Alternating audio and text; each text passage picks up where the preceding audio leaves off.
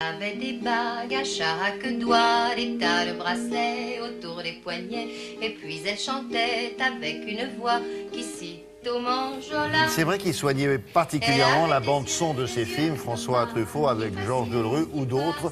Et c'est la Cinémathèque de Paris qui met le grand cinéaste de la Nouvelle Vague à l'honneur 30 ans après sa disparition. Ça veut dire quoi? Qu'on va voir toutes les œuvres de François Truffaut? On voit l'univers de Truffaut. Et alors, on vient d'entendre là Jeanne Moreau qui chantait dans Jules Légime, le film emblématique de Truffaut. Et on s'intéresse pourquoi? Parce que Jeanne Moreau, c'est dans le roman d'Henri-Pierre Rocher dont a été adapté le bouquin, elle a 2 enfants. Dans le film, elle n'a qu'une petite fille qui était jouée par Sabine Hautepin, la sœur de Didier Hautepin, qui faisait déjà son fils dans Moderato Cantabile. C'est compliqué quand Non. Jeanne Moreau, elle a une fille dans Jules Légime qui s'appelle Sabine Hautepin. D'accord. Truffaut a adoré cette petite Sabine Hautepin, puisqu'il l'a fait après, dans La peau douce, elle est devenue la petite Sabine, qui s'appelait aussi Sabine, elle est devenue la fille de Jean Desailly et de Nelly Benedetti dans La peau douce. Oui. Donc c'est une interprète de Truffaut dès l'âge toute gosse, tout enfant. Oui. Et alors, elle incarne parfaitement l'univers de Truffaut, l'attachement à ses actrices. Quelqu'un qui, quand il était jeune, adorait les actrices de cinéma. Pourquoi vous me parlez d'elle? Parce qu'elle témoigne là? Mais parce que c'est elle, parce qu'il fallait trouver quelqu'un que Truffaut a connu, aimé, a chéri, a vu grandir. Dans Le Dernier Métro, la jeune fille qui suscite la passion d'Andrea Ferréol, qui lui fait un gros baiser sur la bouche, Nadine, la petite comédienne du Dernier Métro, c'est encore Sabine Hautepin. Donc elle a été témoin de Truffaut, de son évolution. Elle a connu le bureau de Truffaut qui est exposé à la Cinémathèque. Sabine est allée travailler avec lui. Il lui a écrit des lettres délicieuses et enchanteresses, et ils feuilletaient tous les deux ciné-revues. Truffaut, qu'on imagine littéraire et enchanteur, est tout à fait vrai. Il était un grand fan de ciné-revues. On a fait un sujet une fois sur ça. Donc tous les aspects de Truffaut ont été vus, scrutés, étudiés par Sabine Hautepin, qui a eu la gentillesse de faire une visite de l'exposition avec la caméra de Télématin sur ses jolis talons. Voilà.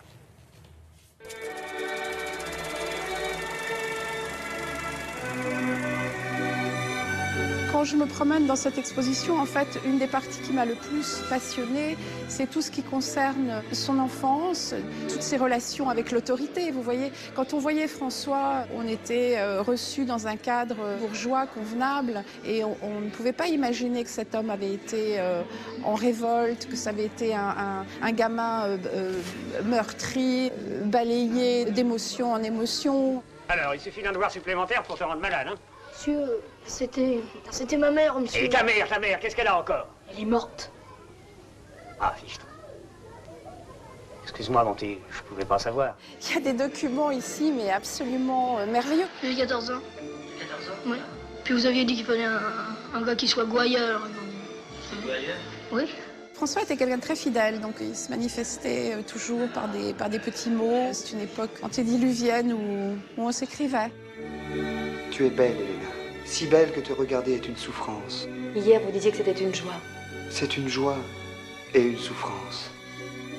François Truffaut est absolument pour moi un cinéaste du désir, avec ses rites. Il y a une sensualité à l'œuvre dans tout le cinéma de Truffaut, et c'est très amusant d'ailleurs de voir que ce sont comme des motifs.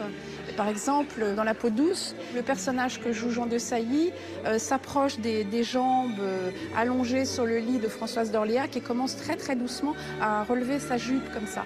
Et c'est tout dans la lenteur, le silence, le désir. C'est d'un érotisme absolument incroyable.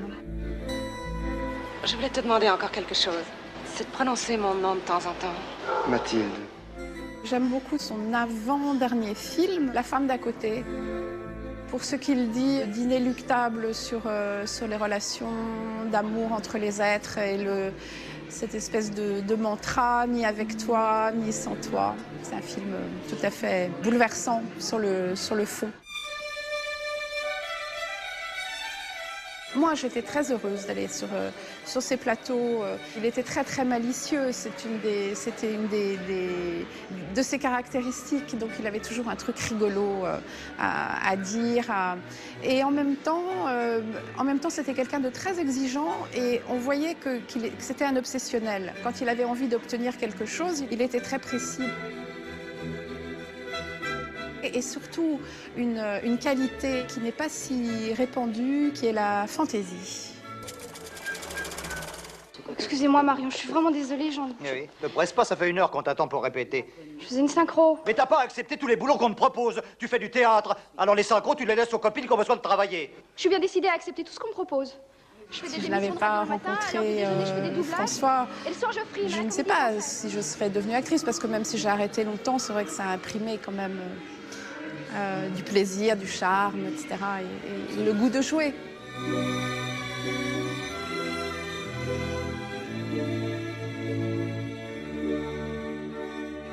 Ah, sur cette photo, quand il met sa main devant son visage, on peut penser à Antoine Doinel. On ne sait pas qui est qui, là. Visage de femme magnifique, on a vu Jacqueline Bisset, Michel Mercier, qui est une héroïne de Truffaut, bien évidemment.